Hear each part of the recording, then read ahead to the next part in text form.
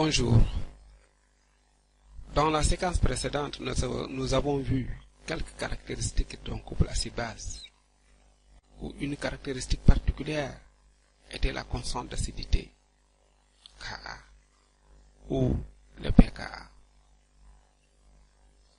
La constante d'acidité, on a vu, a permis de voir la réaction chimique spontanée entre deux couples, et même peut permettre de prédire si une réaction chimique entre deux couples acide-base est réversible ou totale. Dans cette séquence, nous allons voir pour un couple donné en solution aqueuse quelle est l'espèce de ce couple qui est majoritaire sur l'autre. C'est le domaine de prédominance d'une espèce chimique d'un couple. Une situation générale. On considère un couple acide-base AHA- qui est caractérisé par une constante d'acidité Ka ou bien simplement la constante pKa. Une solution aqueuse de ce couple a un pH mesuré. Le pH de cette solution aqueuse a pour expression pH égale pKa plus log de la concentration de la forme basique sur la concentration de la forme acide. Nous pouvons aussi dire que pH moins pKa égale log de la concentration de la forme basique sur la concentration de la forme acide.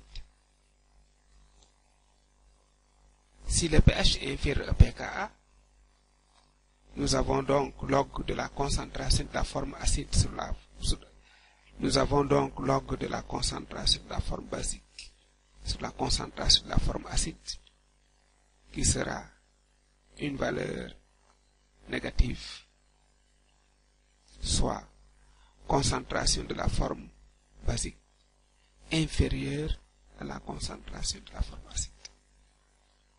À chaque fois donc qu'on couple l'acide-base en solution aqueuse dont le pH est mesuré, si le pH diminué est inférieur au pKa, alors c'est la forme acide qui prédomine sur la forme basique.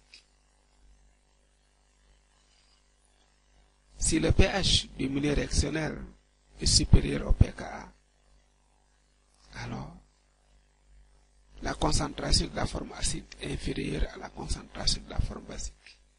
C'est alors la forme basique qui prédomine. Si le pH est égal au pKa, alors la concentration de la forme acide est exactement égale à la concentration de la forme acide.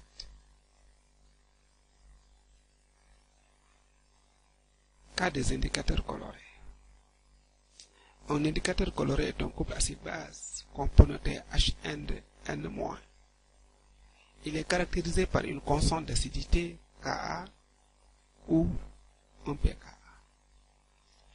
La teinte de la forme acide HN est différente de la teinte de la forme basique N-.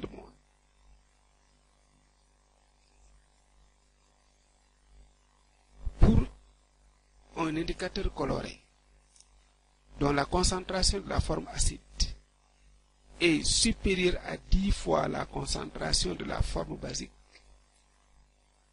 c'est-à-dire le pH est inférieur au pKa moins 1, alors c'est la teinte acide qui domine.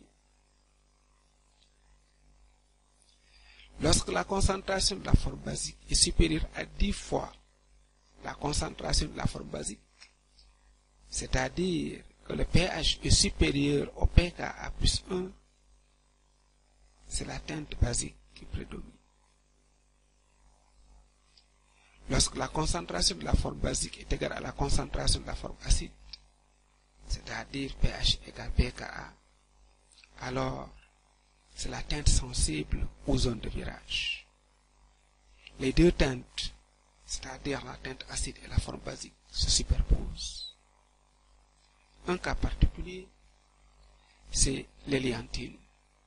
L'hélianthine est un indicateur coloré. La formule de son sel, c'est 14H14N3O3SNA. Le couple acide-base correspondant à un pKa 3,4. La forme acide a une teinte rouge.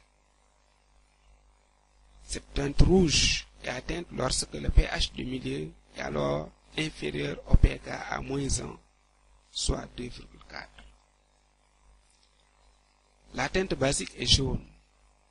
Elle est atteinte pour un pH supérieur au pKa plus 1, soit 4,4. Voilà donc, lorsque nous avons un indicateur coloré en solution, comment reconnaître la forme, la teinte du milieu réactionnel en fonction du pH du milieu, connaissant son pKa bien sûr. Voilà donc pour les couples acide-base.